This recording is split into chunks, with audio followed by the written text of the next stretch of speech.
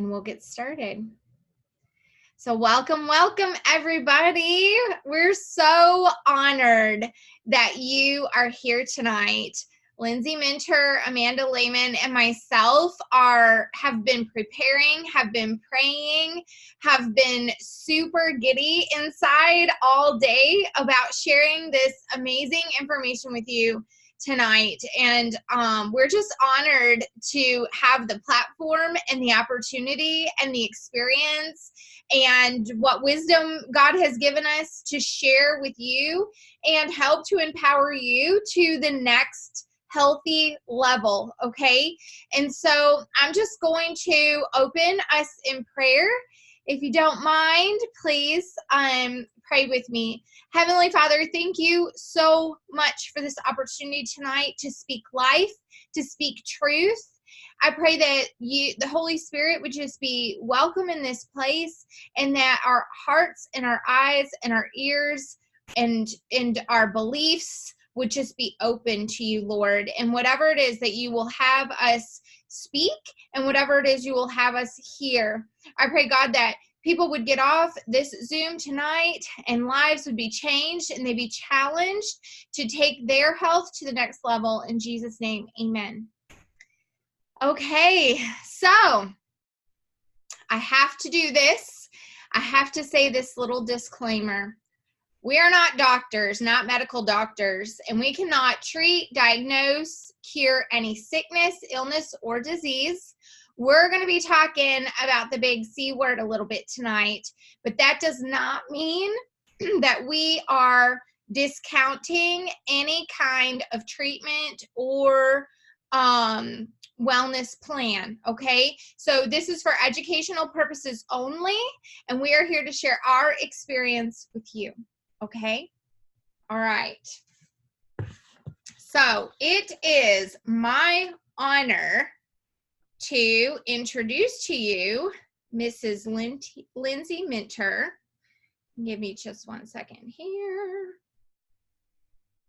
I should have had this up and going. Okay, it's not coming up. Let me go here. Lindsey Minter is she has a PhD, and she has bachelor in science in biology and bachelor's in art and music with a minor in chemistry from Lamar University. She received her PhD in genes and development from MD Anderson, UT Health Graduate School of Biomedical Sciences. For all the amazing science people. Her research expertise centers on liver biology and metabolism, as well as genetics and cancer biology. Following her graduate training, she accepted the teaching faculty position at Rice University and went on to teach and serve as head of department and teacher at Bay Area Christian High School.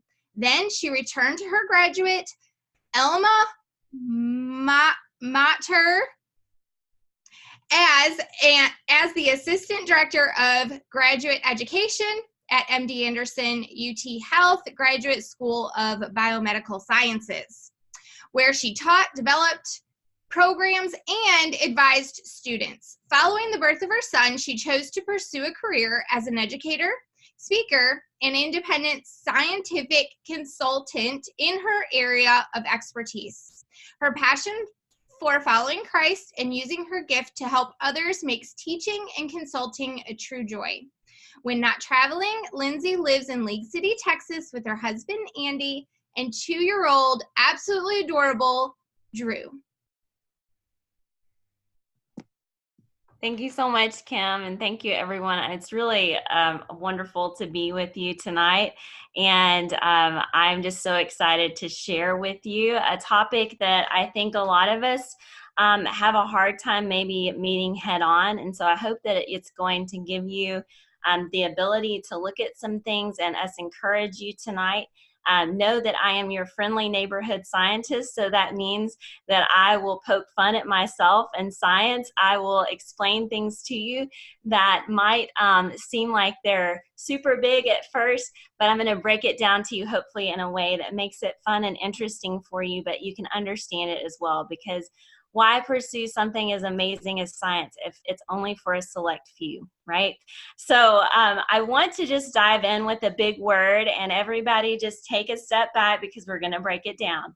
So homeostasis, right? You probably heard this, and it might bring back some hopefully pleasant memories of some science classes for you. But I want to just take that and run with it tonight, because it really kind of is a common thread of what we'll be talking about. So homeostasis just really means the body's ability to keep balance throughout systems. And what happens when there's not balance, we'll get into in just a moment. But I like to illustrate for those of us that are visual learners and just kind of break it down for you. So I've just got my kitchen scale here, and you can see I've got it zeroed out. All right, so this is just saying that this system as an illustration is in homeostasis. Everything's balanced. But say I have stress that comes in, and I'm just going to push this and see if the numbers are going to start changing for me here, right? And then the body says, hey, there's a little stress, we should maybe try to fix that. So it rebalances, right? You do some things, think about it, think through, rebalance. But what if you have that consistently working on that, and all of a sudden you have to completely be resetting all the time?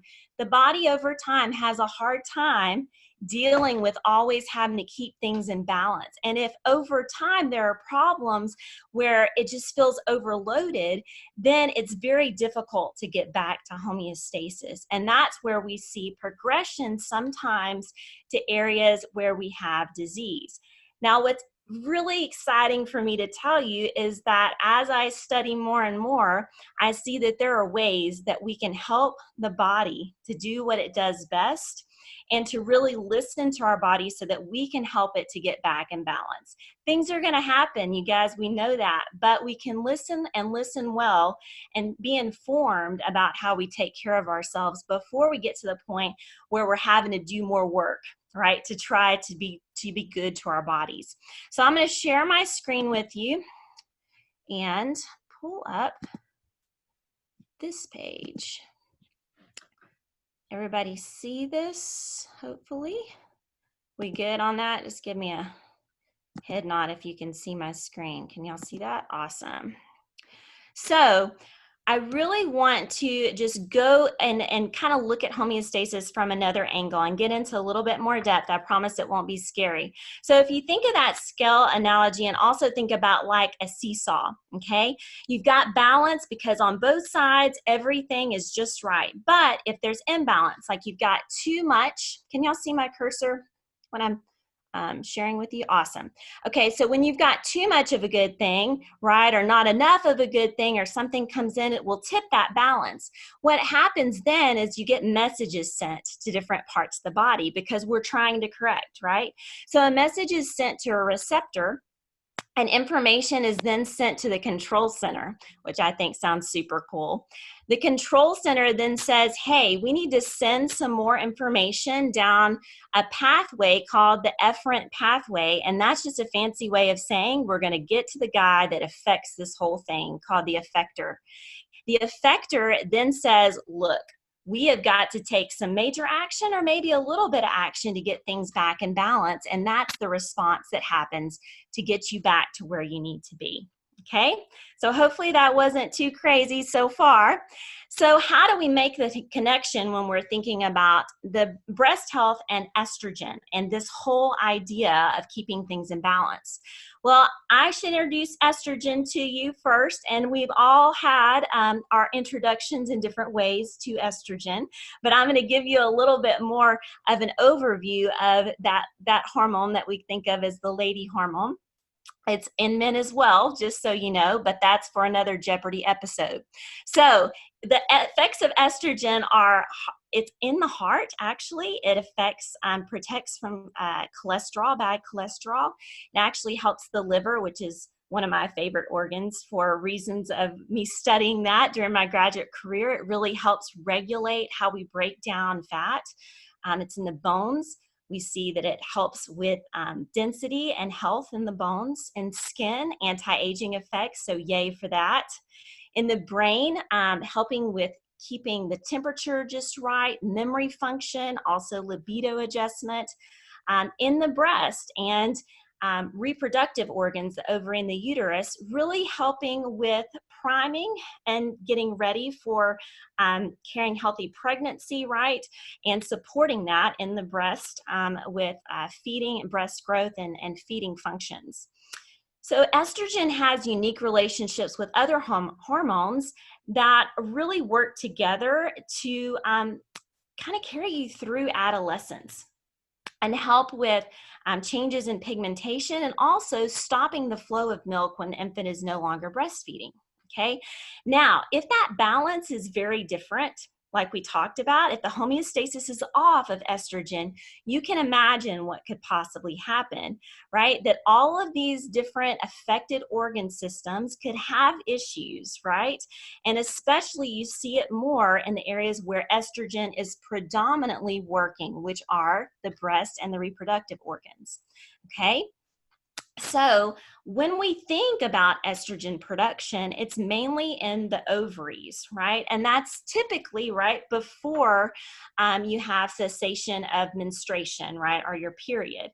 After menopause, you see that estrogen production is in other areas of the body, and it's actually produced mostly by fat cells, believe it or not, okay, after menopause.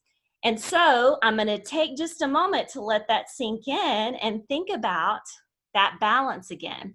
If you have a lot of fat cells, what do you have a lot being produced?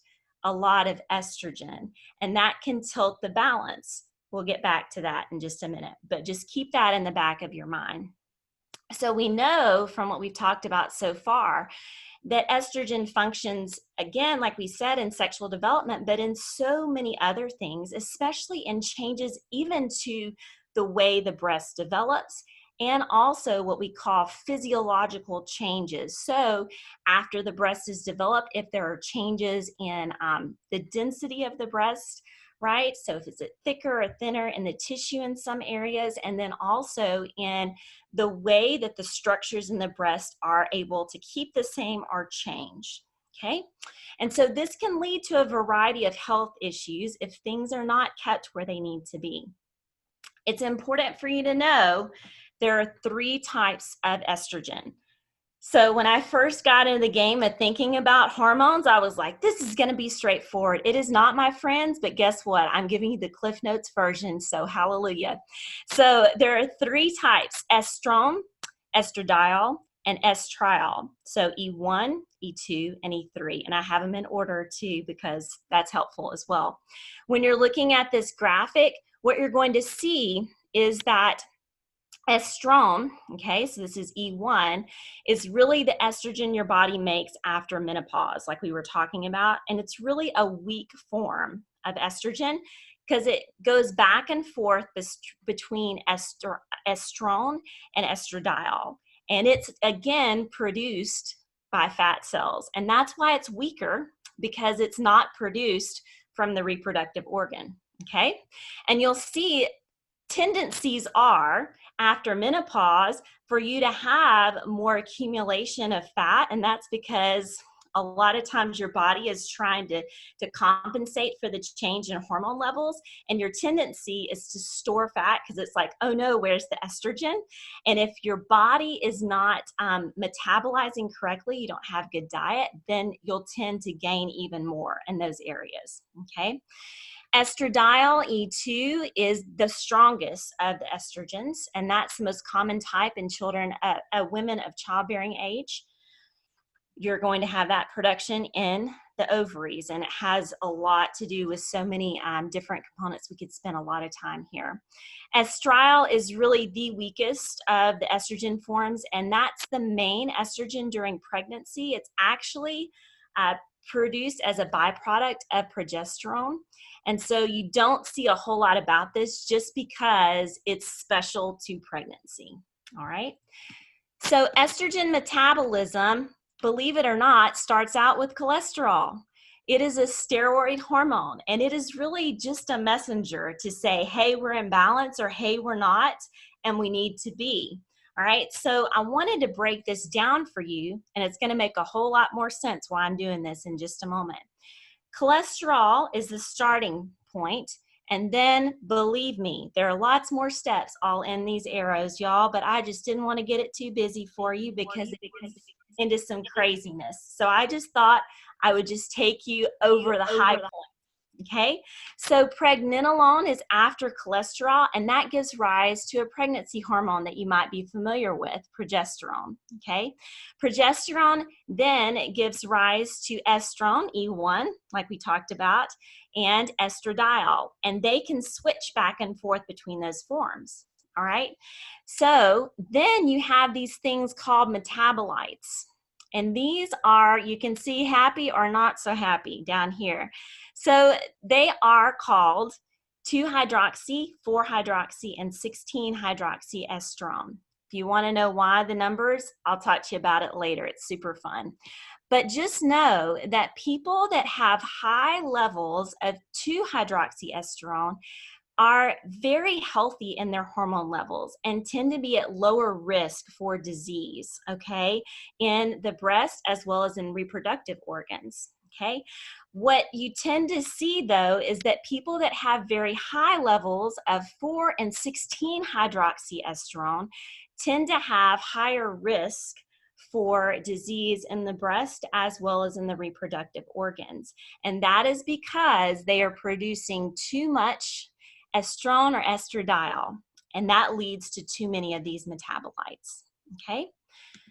So how do we keep the balance? Thought it would be helpful to present some problems that are common that we see in healthcare right now, and then solutions, okay, that we're also seeing in the research.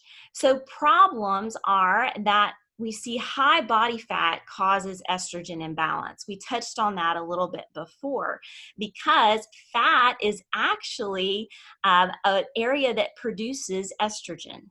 Okay, and so when you have high body fat, you have an extra source of estrogen. When you have an extra source of estrogen, guess what you get a whole lot of? Those metabolites that we talked about that put you at risk for further disease. Like I said, the link is higher to further disease, such as your breast cancers and your reproductive cancers, okay? So solution, it seems simple, but it's absolutely true in the research. Proper nutrition and exercise are key here. So avoiding all processed foods. When I'm talking processed, I'm talking about if you cannot take it from the ground to your table without something changing in between, and there is a caveat that we'll get to in just a moment, then it's going to be hard for your body to break it down and not store some unusable part of it as fat. And guess what happens again when it's stored as fat? Then you have the hormonal imbalance, okay? So that's why we're talking about avoiding processed foods. Now, the caveat here is if you can't pull it out of the ground, right, then, you know, it's not good. So, oh, if you can take it out of the ground, it must be good. Well, guess what? You can change genetically seeds that grow into plants, right? You can also change the pesticides and the clarity of the soil, right? And that also, we'll see in the next slide, is super important to keeping the balance of estrogen. If you don't have those things out of the picture, then you're going to be presented with problems in terms of the homeostasis in your system. So it's super important. And this is also if you choose to eat meat as well, you need to be thinking about this, to consume organic, non-genetically modified organisms, veggies, fruits, nuts, lean meat, and fish, okay, that are going to keep that body fat where it needs to be. And that is also going to go hand in hand with pursuing regular cardiovascular and strength training. And Amanda Lehman really is the expert in this. And so this is going to really feed in nicely to some of the things she's going to tell you in just a moment. So another problem that we see a lot is that hormone disruptors, also known as xenoestrogens, xeno means foreign. So a foreign estrogen, all right, that your body doesn't really know what it is, okay, can cause estrogen imbalance. So this is a quote from the National Institute of Environmental Health Sciences, and it says that endocrine disruptors, these xenoestrogens, may be found in many everyday products, including plastic bottles, metal food cans, detergents, flame retardants, food, toys, cosmetics, and pesticides. So that's why I was making a big deal about what I just said on nutrition, okay? Because there are, well, this is the National Institute, right, telling you this, that there are problems with these endocrine disruptors. You'll see here that estrogen binding to that, remember we talked about receptors sending a message about homeostasis to the cell. When estrogen does it, it sends a message and the body says, okay, we're gonna regulate, all's good, thanks friend. When a xenoestrogen comes in, it binds to that receptor and it sends signals that the body can't make sense of. So the body just gets caught in a loop, okay, trying to fix things, all right? And so that causes an imbalance and all kind of havoc in the system. So the solution is to remove sources of toxins in your daily life as much as possible and know the ingredients and sourcing of your commonly used products. Become a student of not only the food you're eating, but what you're putting in your body, right? In turn, and on your body, right? Around your body. And this is important, friends, not only for those of us that are mature in our hormones, but also for our little ones that are maturing in their hormones, because I can tell you lots of scary data. We'll leave that for another time, but it's really influencing the way that our children are starting to mature, okay? So good sources for that are the EWG.org, the Environmental Working Group, and the Think Dirty app, where you can go and really understand what all of these hidden words are that are used in many products that you might not be aware of. Finally, this is a real fun word. The Estro Bolong, okay, is the estrogen metabolism and gut microbiome together are imbalanced. It's a thing, you guys. So what happens is that when you have this imbalance in hormones, what happens is there are these circulating estrogens in the bloodstream. It goes to the liver and it gets recycled, and the body doesn't know what to do with these estrogens. Instead of excreting them in waste in either urine or the intestine, it just doesn't know what to do with it. And how does the gut come in? Well, if the gut is working correctly, it can help metabolize these extra estrogens. But if the gut's not working correctly, guess what? You just get recycled. You get an error message to your homeostasis machinery and everything gets out of whack. So again, you're seeing the common thread not only of homeostasis, but of diet and proper nutrition. So consumption of a healthy diet, like we talked about, prebiotics, which are fibers that your probiotics, your happy good bacteria feed on, right? That helps them to be able to support your hormone system. Bet you didn't really think about your gut being part of your reproductive hormone system, right? It's fascinating how everything works together. So that's me, friends, tonight to kind of give you a little bit of an inside view of and laying the foundation of what we're going to talk about. But it's my honor to be able to introduce my dear friend, Amanda Lehman. She's a personal trainer and fitness nutrition specialist, as well as a gold leader with Young Living essential oils. She is passionate, and we have lots of good nerd parties together about anatomy and physiology of the human body and its God-given abilities. She advocates strongly for supporting health and wellness through the most natural means possible. She is the founder of the Living Well movement and started the Pathway to Freedom Natural Health Conference for Southeast Texas in 2017. Where natural practitioners and educators speak about prevention and holistic means of health and healing. So take it away, Amanda. I'm excited to hear from you, and thank you for allowing me to be able to share with all of you. Thank you, Lindsay. So that was quite fascinating. I just wanted to say really quick, we're going to have lunch together soon and discuss the Estro Bolong a little bit more because I was super geeked out. I was taking notes. I hope you guys are all taking notes because this is really fascinating. So I'm going to go ahead and screen share just so it's not all my face. If I can get my desktop, well, my thing pulled up here on the right screen. Here we go. Okay. And then I want to be able to also see, I think it's over here. There it is. Okay, can y'all see, can you see the screen that I have up or no right now? No. Okay. Now you can? Kim, can you say, because I can't see the video while this is up. I don't know if I have another setting I can put it on maybe. Friend, click share at the bottom. Okay, I did that. Okay. Are you seeing the cover? No, just seeing you. You're still just seeing me? Yeah. Okay, let me go back.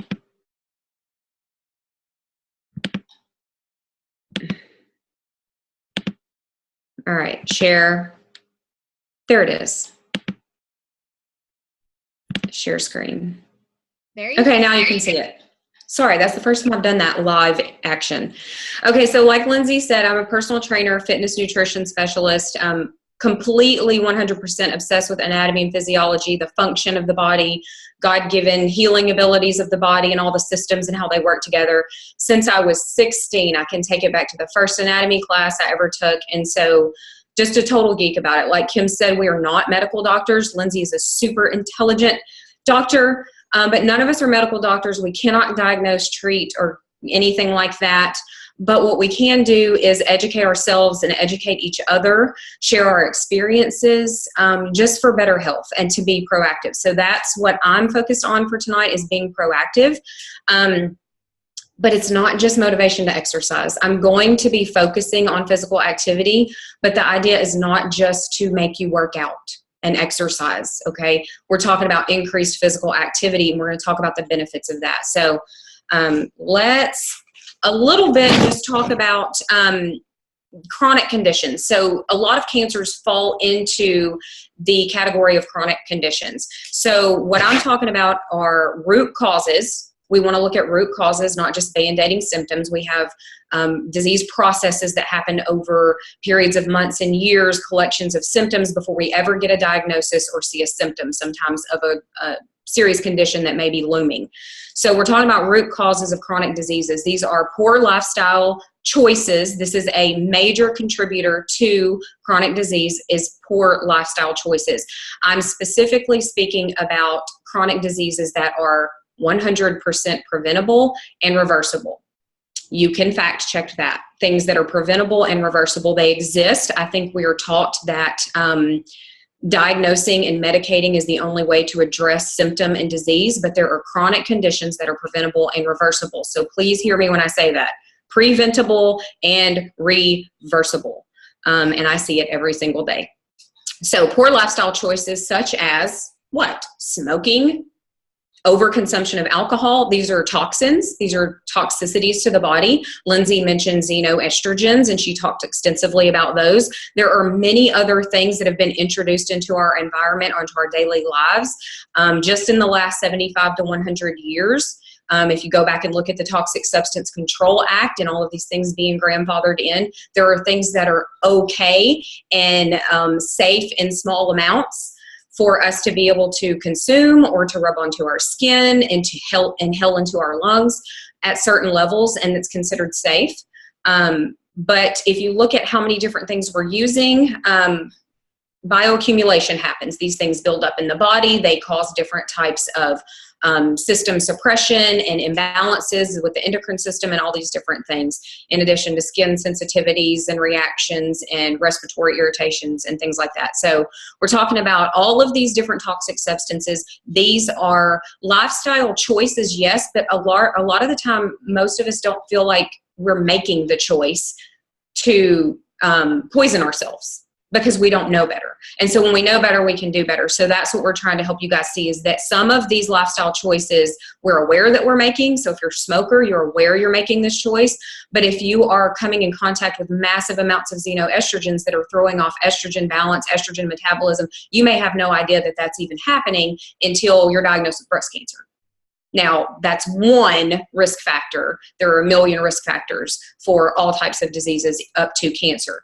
But poor diet, Lindsey mentioned nutrition as well. This is also something that I work in. Poor diet, lack of physical activity, which is where I'm camping out, and inadequate relief of chronic stress. So ongoing mental and emotional stress is 100% a contributor to chronic diseases, can cause disease in the body. So if you are massively stressed and you just feel like you're so busy and you don't have time to take care of yourself, you're eventually going to have time to deal with your disease. So it is a major risk factor for disease, chronic ongoing stress. These are key contributors in the development of preventable chronic diseases. Like what? What am I talking about? Obesity. I put air quotes around those. We can have lunch over that one day if you guys want to talk about obesity as a disease. I feel like fat is simply a symptom. It has function.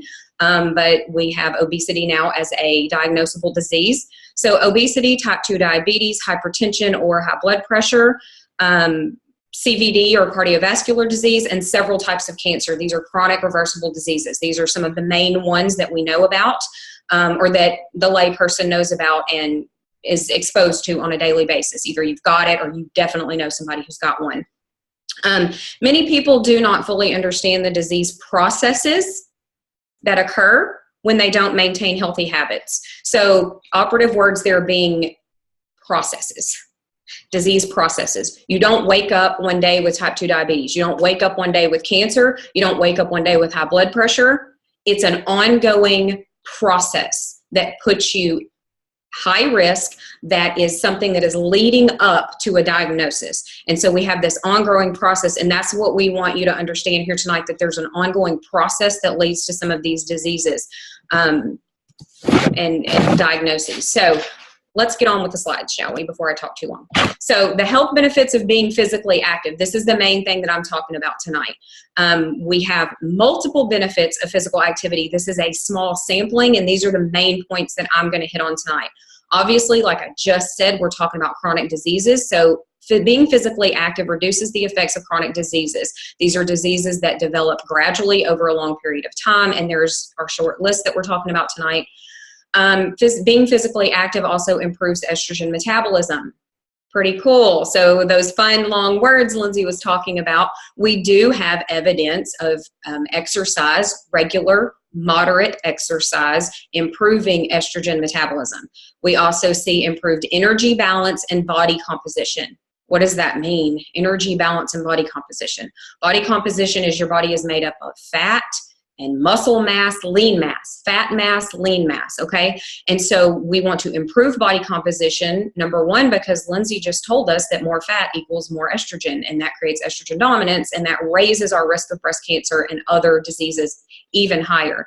Also, it raises disease risk for men, obviously for stroke and type 2 diabetes and different types of cancer, prostate cancer. So increased estrogen levels for men, increased risk of prostate cancer also. So we're talking about breast health, we're talking about women largely here, but men also, this is important for you because you also have estrogen and you're exposed to xenoestrogens sometimes just as much as women are. So improved energy balance and body composition, and then increased insulin sensitivity. So insulin, hot button word, everybody knows what that means, all right? We're talking about sugar balance. We're talking about a hormone that's involved in blood sugar regulation. And so we're going to mention diabetes. We said type 2 diabetes is a chronic, preventable, reversible disease. And so we're going to, our ongoing process leading up to type 2 diabetes has to do with insulin resistance. And so we want to increase our insulin sensitivity. So we're going to talk about that a little bit. Okay, so exercise effect on the lymphatic system and immunity. Your lymphatic system, why are we talking about the lymphatic system? I thought we were talking about estrogen. We're talking about the lymphatic system because of the role it plays in cleaning out the body, detoxing the body, and the different functions that it has in regards to immunity, because your immune health is super helpful and super important in chronic disease risk and all of these things. You want all of your systems functioning optimally. So we could literally pick any system and we could talk about it all night. But let's talk about the lymphatic system really quick. This is a network of tissues, vessels, and organs consisting of the spleen, the tonsils, the adenoids, the thymus, which is like a collection of tissue about the heart. All of the parts of the lymphatic system, nodes, vessels. If you look at the graphic over on the right-hand side, all of those green vessels are lymphatic vessels. They flow one way. They flow up, not down. All the lymph collects and goes up. Right around this area in the collarbones, there are ducts up here where the lymph fluid is then exchanged back into the circulatory system. So the lymphatic system has some functions, okay? Some of those functions are to collect excess fluid that leaks out of the circulatory system, excess fluid, toxins, waste, byproducts of things, other materials. What other materials? Trust me, there's a lot of stuff in your body that's not supposed to be in there. And so your lymphatic system, one of the things it does is to absorb some of those things, and it transports it all to those ducts, puts it into the circulatory system. So then the circulatory system can go, this needs to go here, and this needs to go here. Let me carry it to the proper tissue, the proper organ, the proper system to be eliminated, to be utilized, whatever needs to be done with that substance. The lymphatic system is then going to carry that thing throughout the body to tissues or to be eliminated out of the body. Primary function, to transport lymph. Lymph is the fluid. So what is lymph? It's a fluid, but it's got a bunch of junk in it, all kinds of stuff. Something else, since we said the spleen is involved in the lymphatic system, lots of different parts of the immune system, they work together. The lymphatic system and the immune system are together, the same. They do things together, but they're also two independent systems of each other, if that makes sense. But everything works together in the body. So lymph also carries infection-fighting white blood cells throughout the body. So when something does breach the body, when something does get in, a foreign invader gets in, your lymphatic system kind of protects you from toxins and waste and stuff, but it's also transporting white blood cells, killer cells. You guys have heard of killer cells? It's literally the name of cells. We have killer cells. Their job is literally to find and to kill. That's fascinating. So the lymphatic system carries those things. The little information there about the immune system and a couple things I just mentioned are listed there. So we'll go on to the next slide. The lymphatic system has no pump. So your circulatory system has a pump that pumps blood throughout the body. The lymphatic system does not have a pump. So I want to give you an example and tell you a little bit about how lymph moves in the body. There are one-way valves in the lymphatic vessels, and certain things have to happen for those valves to open. Your muscles contract, so actually moving, not sitting still, not sitting on it all day, actually moving moves lymph throughout the body. That's your pump. You are the pump for your lymphatic system. Is it important to move waste out of the body? Absolutely. You will be, okay, this is a side note opinion. This is not like a double-blind study that I'm referencing here. This is Amanda's brain. You will be sick less frequently for shorter periods of time if your lymphatic system is pumping. If you are curled up, medicated on the couch with fever for 7 days, 7 to 10 days, taking your round of antibiotics, killing your gut biome, you are going to be sick longer than someone, I'll just say me, that gets up and moves around when they're sick. You have to move the body. You've got to get that stuff out. That was bonus. That was extra. So muscles contracting moves lymph through the body. If you'll look at the picture on the right, this is just something I wanted to show you guys because I'm pretty sure Kim's going to mention this. I know that Kim does this, and this is a very, very good thing to implement for lymphatic flow. So if you are morbidly obese, if you are elderly, if you are physically disabled in any way, or if you literally just want to improve lymphatic function because of a lymphatic issue you may have with the system, rebounding is one of the number one things you can do for lymphatic flow. Because look at the movement. When you bounce upwards, gravity is pulling on you, is pulling downwards on you, right? And so you see the way that the valves go. They're up like this. So if gravity's pulling down on those valves, they're closed. So when you go up and you bounce, gravity's pulling down on you. When you come down, there's a force that happens when you come down on the rebounder or the jumping on the trampoline with your kids. That's great too. When you move downwards, it opens the valves and the lymph goes up. So just 5, 10, 15 minutes jumping on the trampoline with your kids or getting a rebounder, this is great for lymphatic flow. So just a couple of things I wanted to throw out there for you guys. Studies have found that elderly men and women who have exercised regularly for years have significantly improved T cell function. So we talked about the lymphatic system transporting all these white blood cells. We have studies that point to increased activity, whether that's jumping on your trampoline or taking a walk every day, playing in a league somewhere, just being more physically active, significantly improves T cell function compared with sedentary peer groups, sedentary controlled peer groups. Both animal models and human studies suggest that regular, moderate physical activity may reduce your risk for chronic disease and developing cancer. Okay, so Lindsey talked about estrogen metabolism, which is totally fascinating to me. There are several types of estrogens. They are metabolized in different ways. And so what decides how estrogen is going to be metabolized in my body versus Lindsey's body versus Kim's body at any given time? What am I coming in contact with? Is it a xenoestrogen? What's happening? There's a lot of factors that come into play. It's a very complicated subject, but just to keep it as surface level as possible, like Lindsey said, your estrogen can be metabolized to 2-hydroxyestrone, to 4-hydroxyestrone, and to 16-hydroxyestrone. So if you look over on the left side, there are published reports that indicate increased levels of 2-hydroxylated estrogens in athletes. So these are studies that are performed on people that have a higher level of physical activity. They have elevated levels of 2-hydroxylated estrogen in their body. Obesity is associated with 16-hydroxylation. Remember, Lindsey just said that fat produces estrogen. And so the more body fat we have, the more 16-hydroxylated estrogens we're going to have in the body. Why does it matter the 2 and the 16 or the 4? Why does that matter? One is good. It's what your body needs. It's what your body can use. The other can be toxic if you have too much of it. It's a toxic effect. It causes estrogen dominance. It's causing a problem. So just in a nutshell, estrogen's job, it has a lot of jobs. Lindsey mentioned some of those jobs. Regulates female physical features and the menstrual cycle. It's involved in all kinds of things with different organs and systems in the body. How does exercise affect it? It curbs estrogen dominance, reducing breast cancer risk. So to wrap it all in a neat little package, you're going to reduce your 16-hydroxylated estrogen. You're going to increase your 2-hydroxylated estrogen, which is good. This is going to help bring estrogen dominance down to be more balanced for homeostasis. Like Lindsey talked about, we want to be balanced. That's how the body wants to operate, okay? So exercise effect on estrogen metabolism is positive. We will say it's positive effect. Energy balance and body composition. This is calories in, calories out. That's what energy balance is. How many calories are you taking into your body? We think of calories as a bad word. It's something that we don't want. Calories are fuel.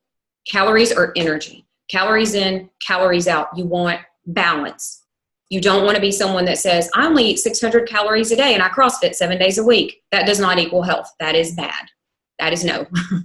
Severe exercise depletes the body. Your body needs nutrition. It doesn't need empty calories. It doesn't need extremely low amounts of calories. If you're going to be more physically active, you need more calories. So you want balance. Regardless of what that number is, you want there to be balance regardless. Severe exercise depletes the body, and a sedentary lifestyle causes unused energy to be stored as what?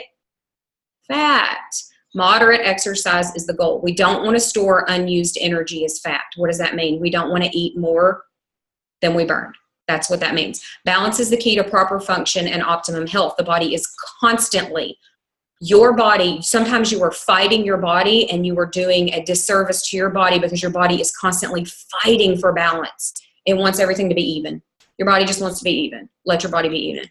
Obesity is associated with altered estrogen metabolism.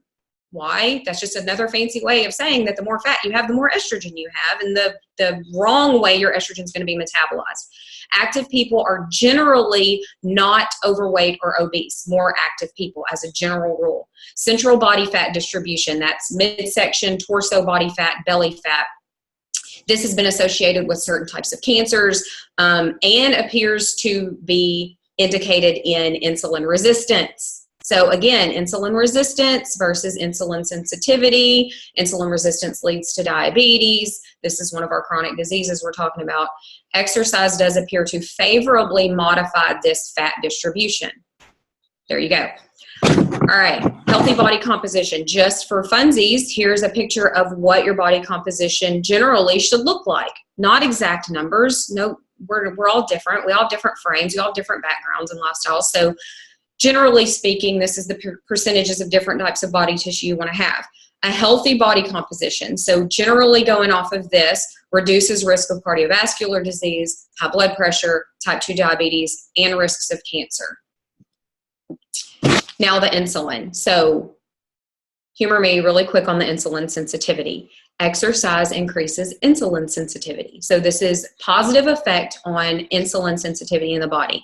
Serum insulin levels have been reported to be elevated in individuals with cancer, meaning people who have cancer generally present with higher serum insulin levels.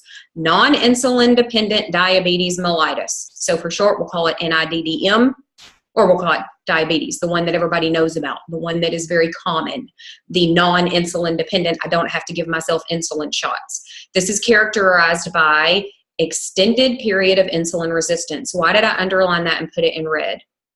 Diabetes is characterized by an extended period of insulin resistance.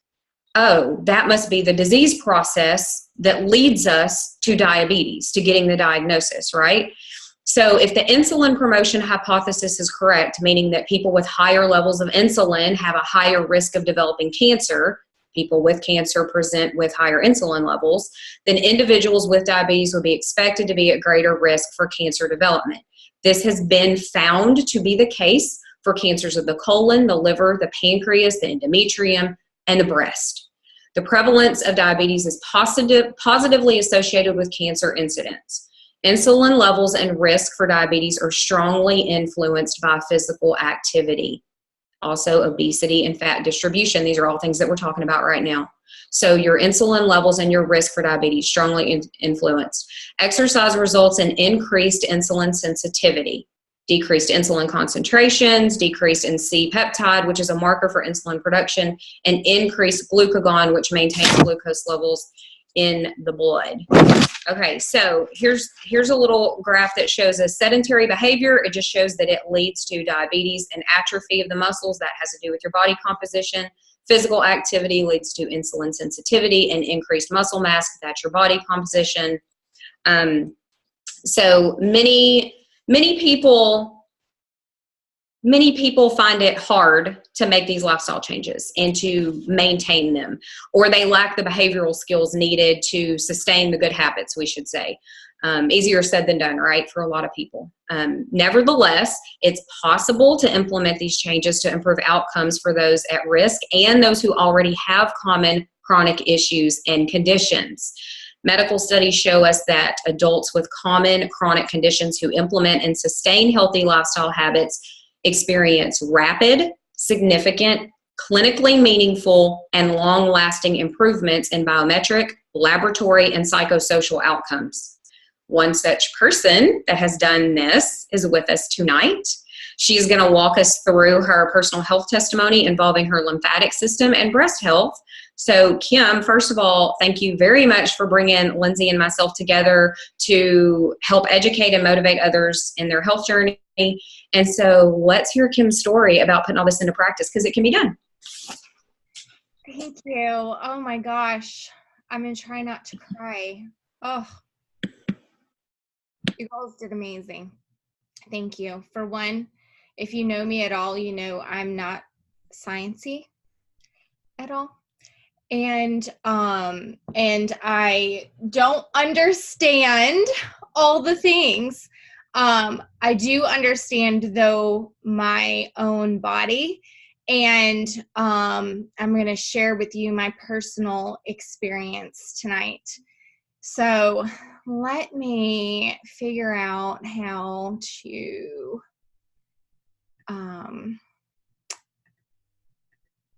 Zoom can be a strange place. I'm going to share my slides. I have slides. Give me just 1 second. Patience, thank you.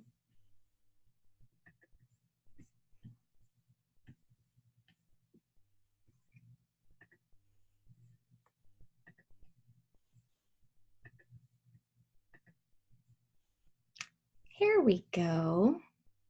My slides are not sciencey at all. Here we go. So I'm going to share with you my story. So my story began with this being pregnant at 17 with this, this is weird because I cannot see y'all, but okay. With this big guy right over here on the right, Steven. I was pregnant with him when I was 17, when I first found a swollen lymph node in my right armpit.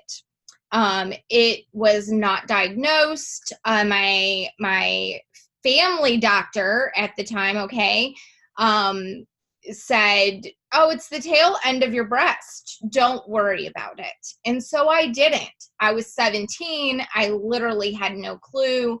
I'm now 43 years old and been on a journey with this said lump that was in my breast, but it kind of came and went throughout the years. I have been on my own health journey as far as dieting, exercise, weight management, all the things. And to be honest with you, I did not take good care of my body for a lot of years. Then came Young Living, and about 7 years ago, I enrolled. It was in February of 2013. For a few years prior, I had already been on somewhat of a healthy journey, mostly due to literally like desperation. Booker being diagnosed with diverticulitis and going a more natural route in that aspect, incorporating probiotics into our life, going gluten-free, kind of trying different things to help support our family.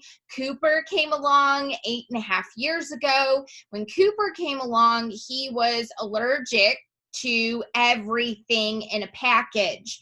I don't care if it said organic or not. That was a whole nother learning curve. Then Young Living came, okay? Young Living came, and still the swollen lymph node in my armpit would come and it would go. So about, 2 years into Young Living, I'm doing the things, okay?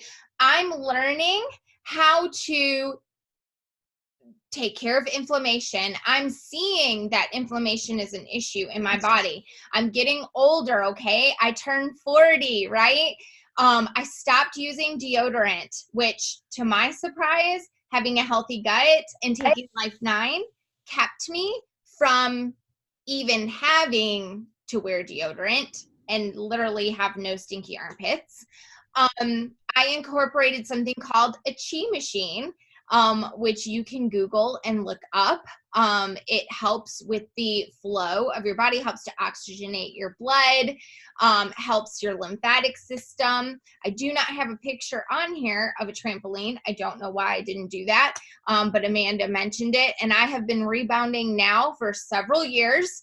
I jump on my trampoline. Literally, you don't even have to jump. You can buy a personal trampoline, put it in the middle of your living room, and you can just bounce. And that is literally enough sometimes to move that lymphatic fluid. And so knowing that I had this thing going on, I was moving in the right direction, okay?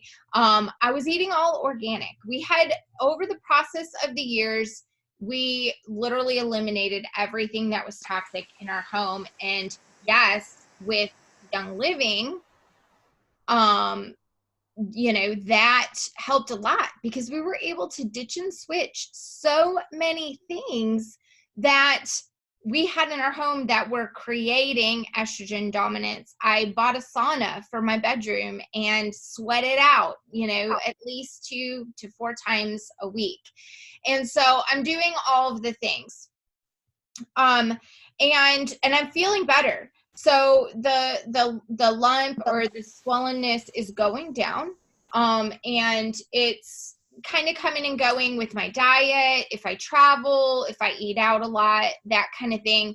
And there was a point in time, this was before about 2 years ago, that I found that I was getting more swollen lymph nodes. Okay. And I found that I didn't just have the one on the right side, that I actually, if I really checked, I had about 4 in my right breast and armpit, and I had 2 in my left. And I'm pretty aware of my body. I'm going to check things out. That does not scare me. I want to know. I want to ask the questions. I want to do the things. And so I went and I got a thermography done, and the doctor read my report and he said, you are severely estrogen dominant. And mind you, at this point in time, I have removed all toxic makeup. I have no toxic cleaners in my home. I've gotten rid of all of my Sensies. I'm using oils on the daily. I'm incorporating Zyto scans. I am using my Chi machine. I'm rebounding. I'm sitting in my sauna. I'm eating organic. Okay. And I'm estrogen dominant. What the heck is going on? So, fast forward about, I don't know, a few months, I attend Amanda's, and this is kind of like a before and after slide, but I attend Amanda's Pathway to Freedom conference, which is amazing. If you live close, or if you even have to travel, you should always attend her conferences. They're absolutely amazing, full of amazing information. And the first year she had Dr. Jimenez, he talked about the processes of cancer, and he talked about the emotions associated with cancer. And specifically, I'm sorry, where's my cursor? Specifically, he talked about the, well, I'm trying to find my cursor here, and it's, nope. Anyway, specifically, he talked about the association between different breast cancers and the emotions, or the connection with, the emotional connection with your parents.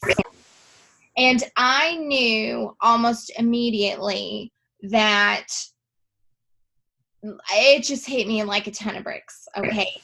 I knew that this, at 17 years old, this lymph node, that this body function that happened when I was 17 and I'd been dealing with for years and years and years, I knew in my heart that that Dr. Jimenez was right, and that body, my body, had to react to the emotion associated with some things that were going on in my life and in my past and in my family. And I cried the entire way home. And I knew that it was time for a change. I had been doing all this stuff, okay? I'm a go-getter. I had been exercising. I had been jumping. I had been eating good. But I'd been carrying around this thing, and it kept me from healing. And I finally said, enough is enough. God, I surrender my body to you. No matter what it takes, okay? No matter what happens, what I have to do, whatever journey you're going to take me on, I'm willing to go there so that you can heal my body. I knew that I could have went to a doctor. I knew that I could have started the process of being diagnosed with something or nothing. I didn't know, but I personally knew enough about natural medicine and God's plan for my life to not go there. And I knew I had to give it one last effort.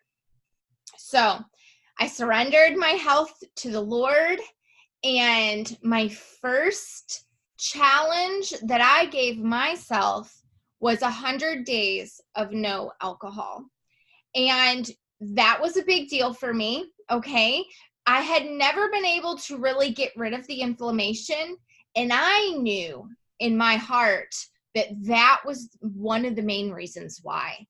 But I was ignoring the fact that I needed to make that change. And so that was my first act of surrender, was to do that 100-day challenge. And I got online and I Googled a 100-day chart and I printed it out and I pasted it on my bathroom wall, and I took a pen and I said day 1, and I had to redo it 3 times.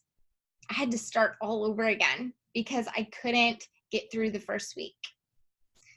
Finally got through the first week, got all the way down to almost 100, and I really felt like I should do the Whole30 challenge, which this is a beautiful picture. Before I change slides, this is a picture of me getting to tell my story with Dr. Jimenez there at the last Pathway to Freedom conference. And that was quite an honor. Thank you, Amanda, for allowing me to do that. So I started the Whole30. Okay. So after I got through my 100 days of no alcohol and almost to the end, I started Whole30. I had never really been able to do Whole30 because and Whole30 is free. Okay. It's not a paid thing. It's not you don't have to buy certain food. You know, it's not a network marketing program. It's not a program other than a system that you follow, and it's completely free. Okay. So I knew I needed to do this a long time ago, but I knew that I could never do it because I couldn't give up the alcohol. When I finally gave up the alcohol, I said, okay, I'm going to do it. And I'm going to do it before my 100 days are up, because then it's going to overlap and I'm going to feel great. And I'm not ever going to go back. Okay. I'm not going backwards. I'm moving forwards. And during this time, I lost weight during the 100-day no alcohol. I lost weight. Okay. I saw inflammation going down. My rings were fitting better. My face was not as fat. Okay. I lost like 10, 12 pounds during that time, which was a lot of inflammation. Okay. A lot of water weight. I also was working on myself, on my emotions, on the things that the Lord was showing me on a daily. So I sat in that sauna for 40 minutes about every other day with no electronics, and all I could do was pray or worship or read. That was huge for me. Okay, huge. So I started Whole30. Here's just some like little tidbit about Whole30, some yeses and some nos. I did not do the red or white potatoes. I will tell you that. Just because those were, I tested it, those were carbs that weren't good for my body. So I just didn't do it. About 2 weeks into the Whole30, I had a menstrual cycle. And it came with a vengeance. It came a couple of days early, and it was so bad that I literally could not get off the couch. I was in so much pain. I was using all my oils, all of the things, and it was bad. I had to miss going to a women's conference at my church because it was so bad. It was so bad that I was slightly scared that I might end up in the emergency room. And that's not like me at all. It was bad. And so I thought, the only thing I've changed is my diet. I'm going to have to look this up. I'm going to have to do some research. And I found some forums, and I found some things that talked about other women having these cycle issues on Whole30. And I started digging deeper. And I started realizing that it was the estrogen that my body was taking in through food that was keeping me estrogen dominant. And a humongous light bulb went off. And I thought, oh my gosh, organic isn't good enough. I am not eating enough fruits and vegetables in an abundance, and I'm thinking I'm eating meat and cheese and dairy in moderation, or that it's organic enough, but it's not. My body cannot metabolize these extra estrogens. And so I realized that despite all the controversy, I knew what was going on with my body. And I got through that menstrual cycle, and I challenged myself to stay on the Whole30 till I had a normal cycle, a normal. And I changed out my pads to organic. Okay. I do not use tampons. That's my personal thing. You can do whatever you like, mostly because my cycles were so bad that I didn't feel comfortable doing that for reasons that I don't want to say. So I changed out those during that time as well. And I'm sure that that had something to do with it. But when it really got down to it, it took me 5 months of diligently, even through travel, even through parties and people having different foods. I never cheated. For 5 months, I stayed on Whole30. And it took me 5 months to have a normal cycle. 5 months, okay? And during those 5 months, it got better and got better and got better. And by the time it was at the 5th month, I literally didn't recognize my cycle. I'd never had a cycle like that in my entire life that I can remember. But here's the big thing. So I start on Whole30. I cut out all the dairy, and now I'm not eating a ton of dairy, but what I am eating is organic. When I eat out, I'm only having a little bit if it comes on a salad or whatever, okay? Sometimes I have a slice of pizza here or there. We're mostly good, okay? We're doing the 80-20. I'm 4 days on Whole30. 4 days. And the lump in my breast, tailbone of my breast, gone.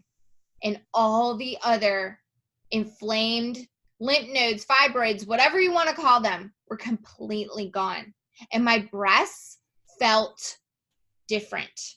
And I thought, oh my gosh, all these years that I have heard my sister say stop eating dairy, she stopped eating dairy, even organic dairy, I never realized what an impact it was making. And so I put on here, keep calm and Whole30 on, because sometimes 30 isn't enough.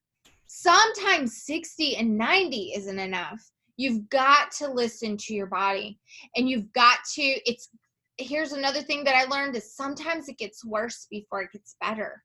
And you have to listen to your body and move forward. And so I challenge you. What will you challenge yourself to give up or to overcome to become a healthier you? Are you ready to surrender? Are you done with the mediocre or half in or listening to what somebody else says, whether they have a medical degree or not? You are your best health advocate. Only you know where you need change, and your heart knows where you need change. So let's stop being a victim, and let's stop having other people tell us what to do, and let's be empowered to do what we know we need to do for ourselves and for our families, because they are not going to like it. I'm telling you right now, I have 4 boys and a husband whose emotional love language is food. And it's hard in this world right now with all of the chemicals and all of the fake food, but you can do it. And when you do it for yourself, they're gonna follow. Even if they don't want to, they're gonna do it. And they're gonna be thankful later for it. So tonight, if you have not yet, I urge you to ditch and switch. We talked about food a lot. We talked about, chemicals in your home. We talked about xenoestrogens. We talked about all the things. Young Living is the most amazing company because we don't have to scan the products. we don't have to wonder what's in there. We know with our whole heart that it is good stuff, okay? And so if you haven't ditched and switched your cleaners yet, do it. If you haven't ditched and switched your makeup yet, do it. Because those things that you're coming in contact with, just like Lindsey said, the things on your skin go to your bloodstream, guys. The things that you're putting in your body go into all the processes. It is time to make the change. The oils are a great medicine cabinet makeover. It is an awesome alternative for us to use the plants that God provided for our medicine and work toward a healthier us, a healthier version of us. We also have an updated basic kit now is $35, which it offers you your membership at 24% off retail and gives you the opportunity to sign up for Essential Rewards, sign up for our free shipping program while go, and buy the products that you need to replace all that garbage you're throwing away today, okay?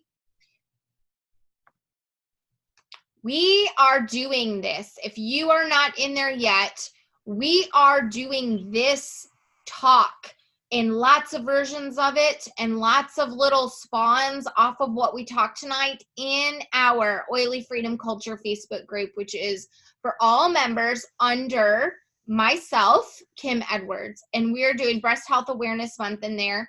It's for members only, so you have to have your starter kit, okay?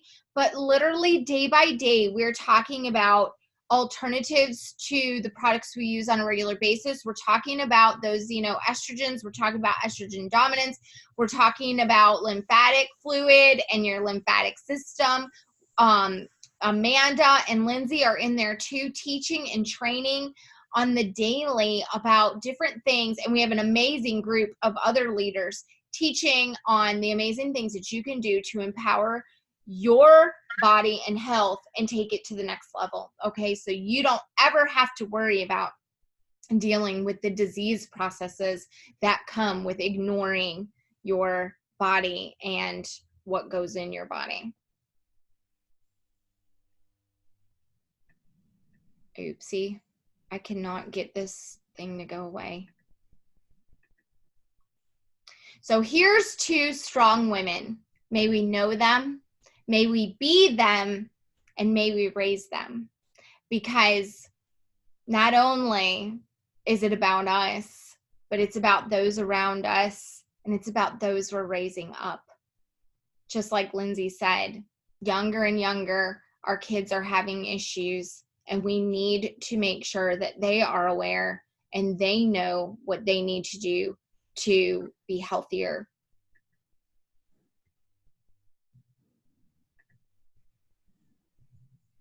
Okay. So that's what we have for tonight.